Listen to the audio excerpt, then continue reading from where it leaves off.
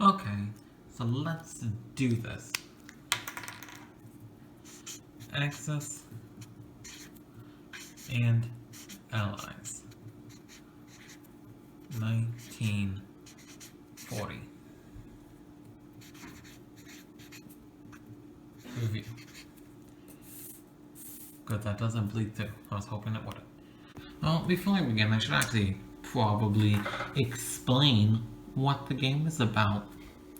Because, maybe you don't know. Well, it's a World War II game.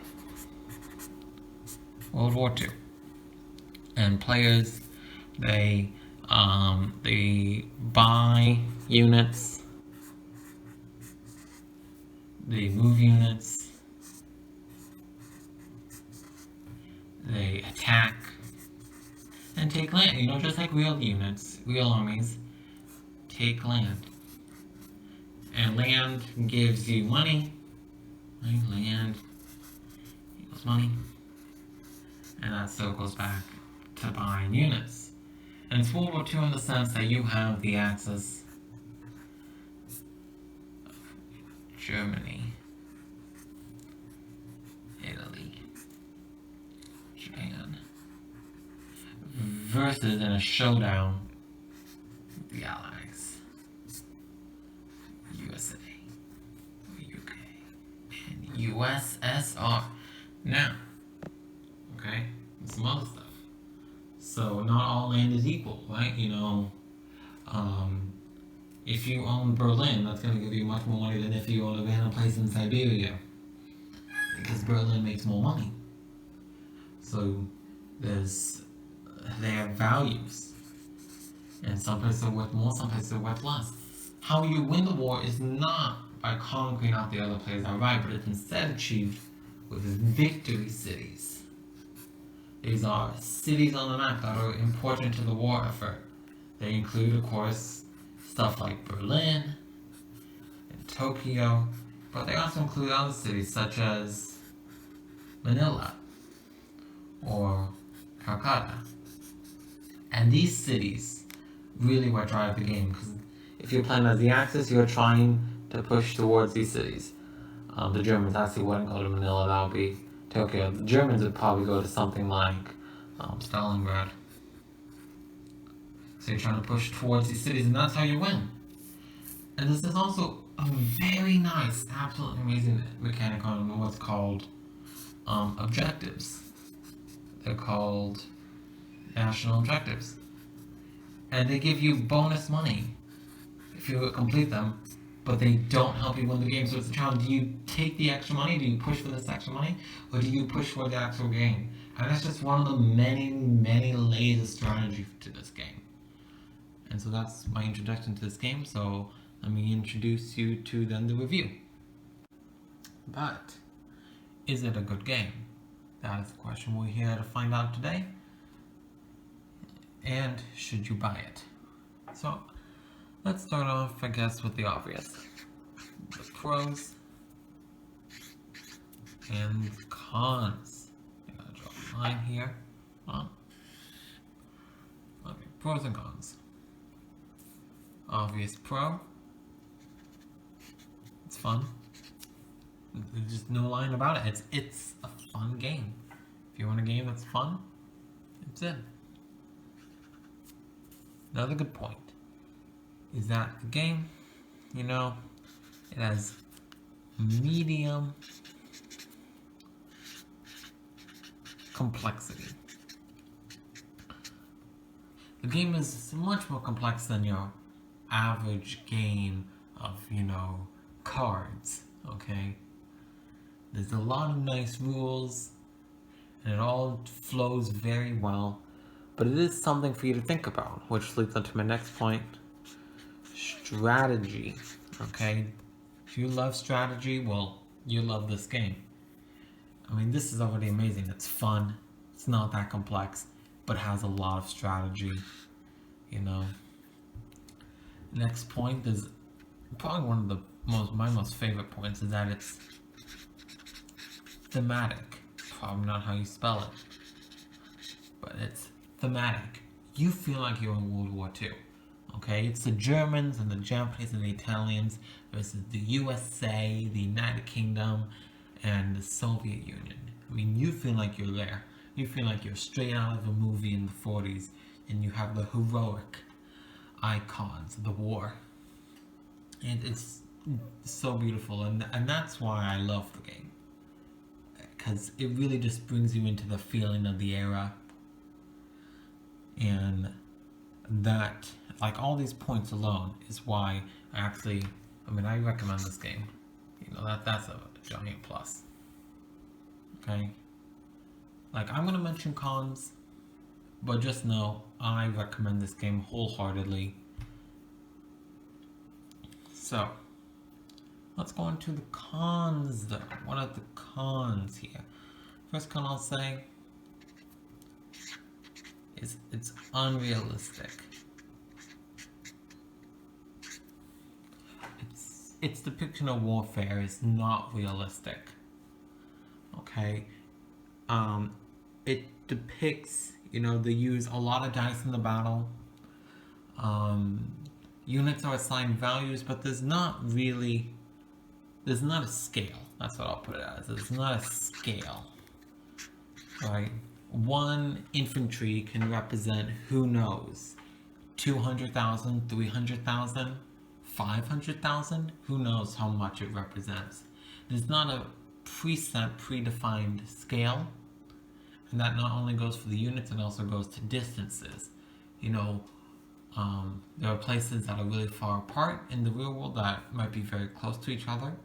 So, for example, San Francisco to Washington, D.C. In Axis and Allies, it's just a few territories away, just a few spaces. But in reality, they're very far. Somewhere that's also very far, Berlin to Moscow, well, there's many, many, many more territories. The scale changes throughout the game.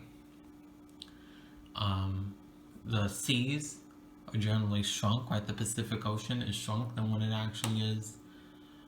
China, it's mostly just the coast. All the territory names are basically named of places in the east, and the west is just very shrunken. So the scale, it doesn't have consistency. And that's the main con, is that if you're looking for realistic World War II, this Axis and Allies is not the game for you. If I was to recommend, if you wanted realistic World War II, I would say a game like Unconditional Surrender. Oh jeez, I can't write that one. That's what I would recommend as a realistic World War II game. Problem is with realistic World War II games is that they are typically more complex and less fun. Okay? So that's sort of how I view Axis and Allies, is that it's a fun, medium complex, strategic, and highly thematic.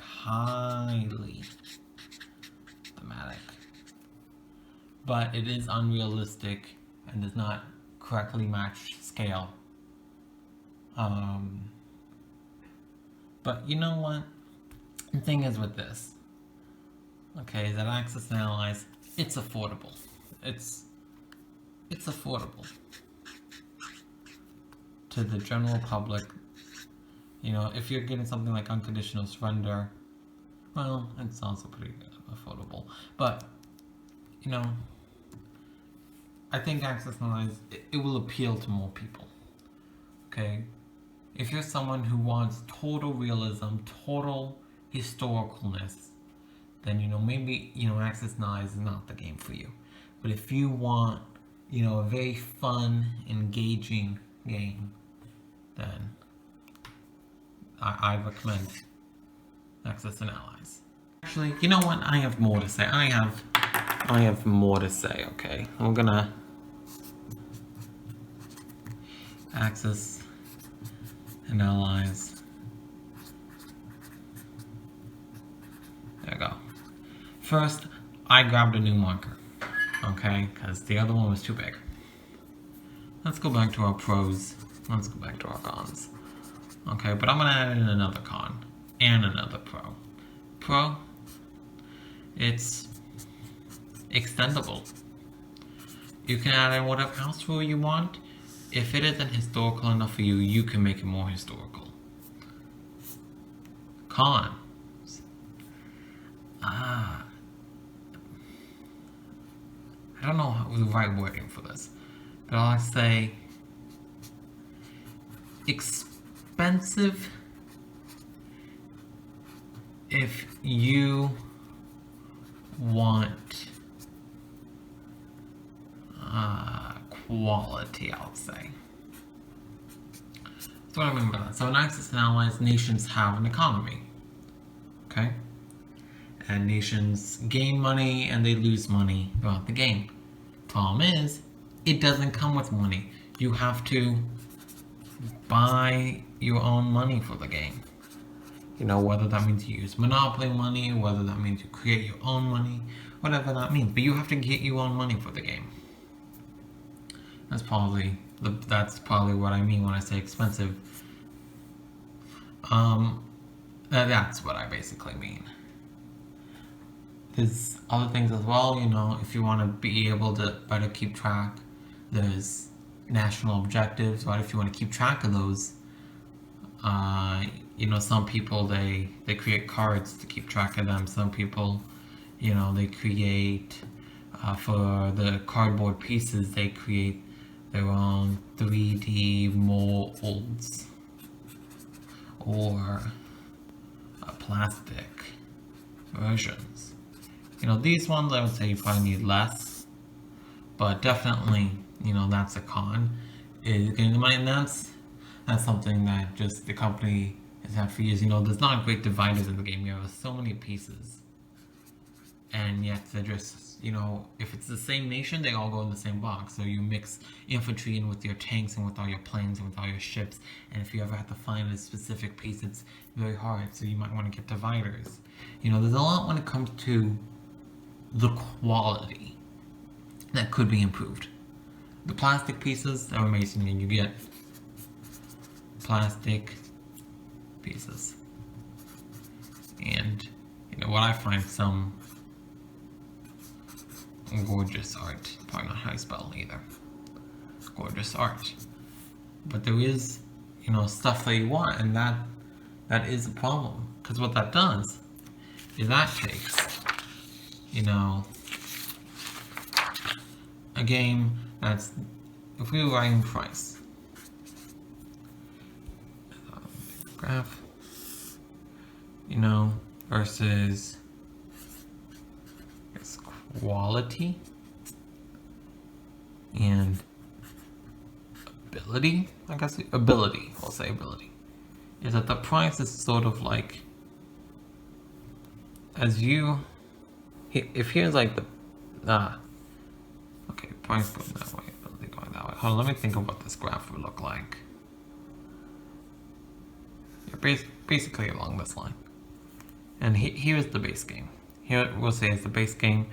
You get enough to play it, but the ability is not the best. And it's not until you spend more money you get things to represent money. You get units to better stand out the navy, bases and air bases, markers to show that stuff is damaged.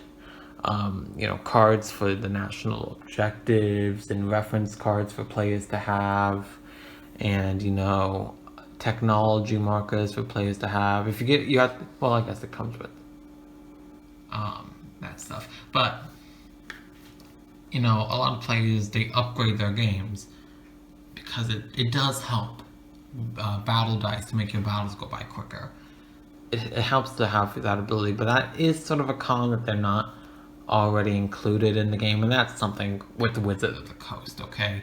That's something that Larry Harris, the creator of the game himself, knew, right? Larry Harris, he got frustrated once because they told him that they're not going to have money in the game when you need money for the game. So that is what I'm going to say. I still recommend the game. If you can get over some of that issue with the ability level, it's just amazing fun for what it's worth. And I think I'm going to end my review there officially. Let's bring back the previous reviewing sheets. So just a general overview, Axis and Allies, fun, very fun. Medium complexity, there's a lot of strategy, very, I cannot understate that enough, extremely thematic, and it's affordable at its price. And it's extendable, you can do whatever you want, add in more house rules, plastic pieces, gorgeous art. Cons is that it is historically unrealistic, the scale is not correct, non-consistent scale, and if you really want a good quality or ability, you are going to have to invest some money into the game. More money, I should say. If, are there other games I would recommend? If you want a more historical game, I would recommend Unconditional Surrender. If you wanted a better quality game, I haven't played it, but there is Attack, I believe it's what it's called. If I'm gonna call it, right here, over here. So if you want more history, Unconditional Surrender. Though it is more complex and it is less fun. That is the exchange, less fun. And if you wanted maybe a bit more fun, not exactly as complex, I would recommend Attack, but it is basically no history. That ends the review for Axis and Allies, 1940 edition. Oh, actually I should probably write. It is 2 games. You have to get Axis and Allies.